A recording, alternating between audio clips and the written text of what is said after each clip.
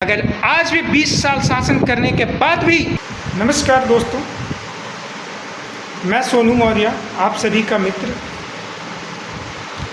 हाल ही में बिहार सरकार के द्वारा जातिगत सर्वे करवाया गया था।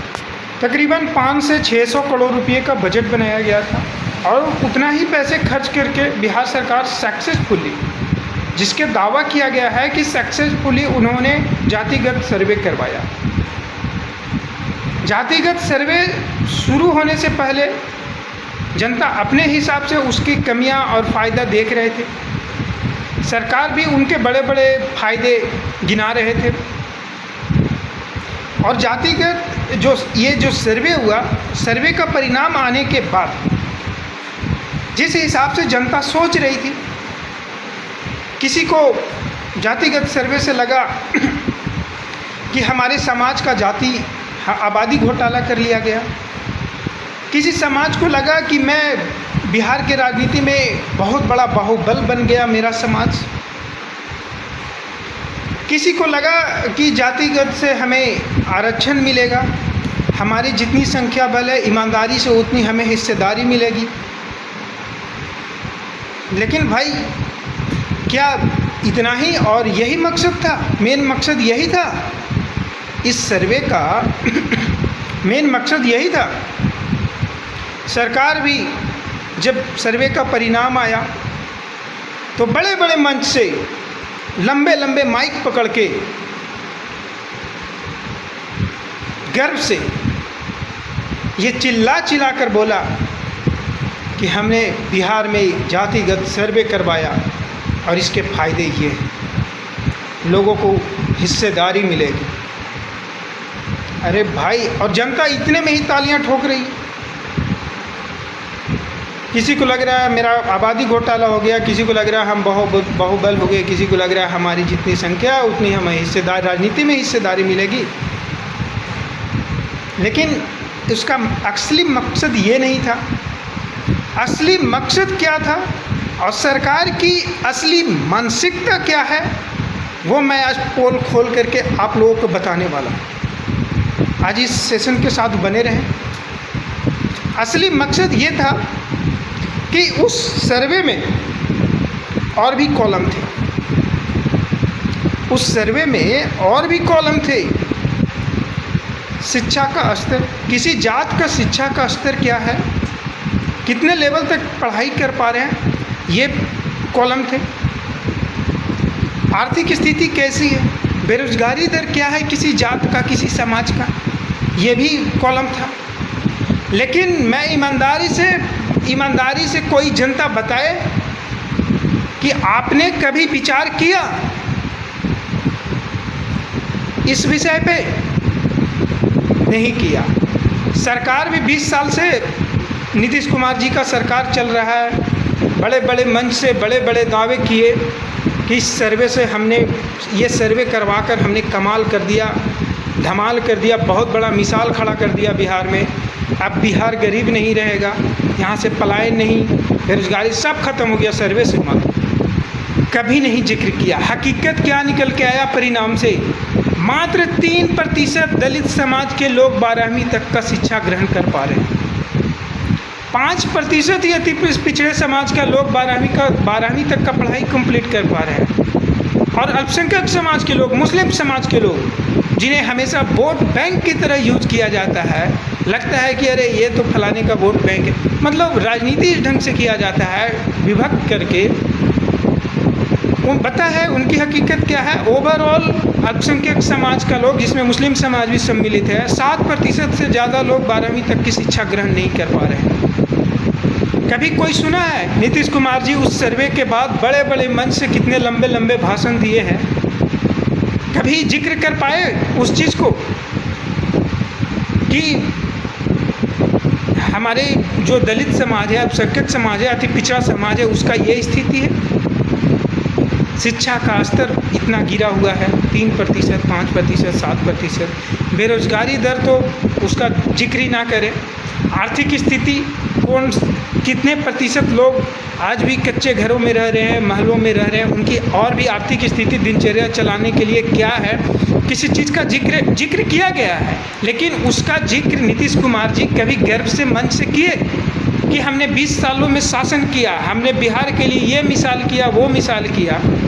अरे भाई, मिसाल किया, सब कुछ किया, अब वो पैसे कहाँ से आए हैं वो हमें पता है, हम जैसे लोगों को पता है। ये जो पसीने चल रहे हैं ना, उस पसीने से निचोड़ करके जो पैसे निकले हैं ना, उससे किया है। महंगाई दर कहाँ बढ़ा है, कितना ज़्यादा आपने टैक्स कलेक्शन बढ़वाए हैं, ये पैसे कहाँ से आए हैं और उस पैसे का कितना प्रतिशत आपने सदुपयोग किया है और कितना भ्रष्टाचारी में गया है, वो आंकड़े कहीं से एक पंचायत लेवल से लेकर के आप राज्य लेवल तक का निकाल लें, वो छुपने वाला नहीं है, वो जनता की नज़रों में है। लेकिन ये सब तो खैर चलते आ रहा है। लेकिन जो आपने एक ढिंढोरा पीटा है बड़े बड़े मंच से कि हमने जातिगत सर्वे करवा करके बिहार को गुलामी से निजात कर दिया, बेबसी से निजात कर दिया, बेरोजगारी से निजात कर दिया। अरे भाई, खास करके मैं जनता से कहना चाहूँगा कि ज़रा सोचिए, आपके जो जिस आंकड़े से आपके समाज का उत्थान होने वाला था, उस आंकड़े को ही नीतीश कुमार जी ने छुपा के रखा है। आपके शिक्षा का स्तर को कभी बताया वो मंच से कि हाँ, हमने 20 साल में बिहार के दलितों को जो नगण्य था, ये 3-4% है, वो 3-4% पे छोड़ दिया है, उनको हमने 50% तक नहीं बढ़ाया है। 50% लोग आज 12वीं पास कर रहे हैं, दलित समाज के लोग। कभी ऐसा बताया, या तो कब ने वो कभी मंशा जाहिर किया कि ठीक है, मैं इस आंकड़े से निकाला है कि 3% ही लोग पढ़े हुए, आने वाले समय में मौका मिलेगा तो हम इसे और बढ़ाएंगे, उनकी आर्थिक स्थिति को और बढ़ाएंगे, उनके बेरोजगारी दर को अच्छा करेंगे। कभी इन सब चीज़ों को नीतीश कुमार जी मंच से जिक्र किए नहीं किए तो उनका मानसिकता दिखाता है कि वो कभी नहीं चाहेंगे, या तो पहले भी जो सरकारें रही है बिहार में, वो भी कभी नहीं चाहती है कि हाँ, ये दलित, अति पिछड़े, अल्पसंख्यक वर्ग के लोग पढ़ लिख जाए। अरे भाई, मतलब सूझबूझ को विकसित कीजिए। आप जब तक 12वीं तक की पढ़ाई नहीं कंप्लीट कर पा रहे हैं, आप अपनी हिस्सेदारी ले लेंगे? है इतनी क्षमता कि आप हिस्सेदारी कैसे ले लोगे? आप हिस्सेदारी, आपके बच्चे कैसे हिस्सेदारी ले लेंगे? आपकी 12वीं तक की पढ़ाई नहीं कर पा रहे हो, 100 में 3, 5, 7 लोग पढ़ रहे हो, तो कैसे हिस्सेदारी ले लोगे? हिस्सेदारी लेने की ही बात नहीं है, हिस्सेदारी तो दूर की बात है। आप अगर जो पढ़ लिख जाओगे ना, तो ये भी लगता है सरकार को कि आप शिक्षित हो जाओगे तो दुनिया को अपने दुनिया की नज़रों से देखना शुरू कर दोगे, तो फिर आप हर पल एक सूझबूझ के साथ डिसीजन लोगे। और जो सरकार जो एक गिरी हुई मानसिकता रखती है इन समाज के प्रति, छोटी सोच रखती है, उन्हें गुलामी के जंजीरों में हमेशा बांध कर जकड़ कर रखना चाहती है, उन्हें आप सबक सिखाने लगोगे तो वो कभी नहीं चाहती है कि आप पढ़ो। पढ़ाई लिखाई, आपकी शिक्षा का स्तर, आर्थिक स्थिति का स्तर, बेरोजगारी दर को कम करना, ये सारी चीज़ें अगर जो सुदृढ़ सरकार आपको कर देगी तो आप कोई भी डिसीजन आगे जो है ना, आप सूझबूझ के साथ लेने लगोगे। तो सरकारें डरती है, इसलिए इस चीज़ पर पहले से काम नहीं करती आई है। अब 20 साल से नीतीश कुमार जी का शासन है, उसका सर्वे भी करवा लिया, लेकिन अपने किसी भी मन से इस चीज़ को जिक्र नहीं किया, और ना ही इन्होंने दावा किया है कि आने वाले दिनों में हम इस चीज़ को बढ़ाएंगे, क्योंकि उनको शर्मिंदगी आती है, उन्हें शर्म लगेगा ना इस चीज़ को जिक्र करते हुए कि मुझे 20 साल जनता ने मौका दिया है, 20 साल में मैं दलित समाज के लोगों को 30-40% तक लोगों को ऊंची शिक्षा नहीं दिलवा पाया, तो अब कैसे करवा पाऊँगा? तो उस चीज़ को जिक्र नहीं कर रहा है ना। तो यही सब हकीकत है, अपनी सूझबूझ बदलने की ज़रूरत है। जनता सूझबूझ बदले, ना कि मुफ्तखोरी के चक्कर में आपको गुमराह किया जाता है। लीजिए 5 किलो, लीजिए फ्री का कुछ और आवास या कुछ भी। अरे भाई ठीक है, वो फ्री का नहीं मिल रहा है। अरे भाई, आज हम अगर जो एक शर्ट, एक चप्पल तक खरीदने जा रहे हैं ना, तो औसतन 20% के टैक्स अपने इस खून पसीने की कमाई से उसमें पे कर रहे हैं। आपको मुफ्त में नहीं मिल रहा है, वही पैसे से आपको मुफ्त का मिल रहा है। 5 केजी राशन मोदी जी घर से अपने नहीं भिजवा दे रहे हैं, ठीक है। 15 साल पहले बिहार में या 20 साल पहले क्या स्थिति थी महंगाई का, और अभी क्या है, उस चीज़ का आंकड़ा समझिए। महंगाई क्यों बढ़ रहा है? आप हटा दो ना भाई, आप हटा दो, टैक्स कम कर दो ना, हम अपना विकास खुद कर लेंगे। आप हमारी मुफ्त की चिंता देने की छोड़ दो। हमारे घर में जितनी दिनचर्या चल रही है, आप हमें एक ऐसा कार्ड इशू कर दो कि वो कार्ड मैं कहीं भी अटैच करूँगा ना, हमें GST नहीं भरना, हमें टैक्स नहीं भरना पड़ेगा, क्योंकि मैं गरीब हूँ ना, मैं टैक्स नहीं भरूँगा, मैं किसी भी सामान पे टैक्स नहीं दूंगा, हमें मुफ्त में मिलना चाहिए। हमारे कार्ड बनवा दो। आप हमारे उलर बुलर ये स्वास्थ्य का हमें ये सब कार्ड क्यों बनवा रहे हो फिर? तो सबसे पहले सरकार को फोकस करना चाहिए कि बिहार से पलायन रुकेगा कैसे। आज तक 20 सालों में हमने रोक क्यों नहीं पाया? बेरोजगारी दर को कम क्यों नहीं कर पाया? दलित, अति पिछड़ा, अल्पसंख्यक या और भी बेबस समाज को आज तक उनके शिक्षा को स्तर को आगे क्यों नहीं बढ़ा पाया? उनको एक सूझबूझ वाला इंसान क्यों नहीं बना पाया, जिसके बल पे वो कोई भी डिसीजन वो अपने खुद दिमाग से ले सकता है? आप उसको, उन लोगों को अपंग बना के रखे हो। सरकार की मानसिकता है कि इन लोगों को अपंग बना के रखो, इन्हें हमेशा मुफ्त का कोई लोभ लालच दो, गुमराह करो, किसी ढंग से इनका वोट लो और कुर्सी संभालो। इन्हें अपंग बना के रखो, इन्हें इनके सूझबूझ को विकसित होने मत दो। तो सरकार की गिरी हुई मानसिकता है।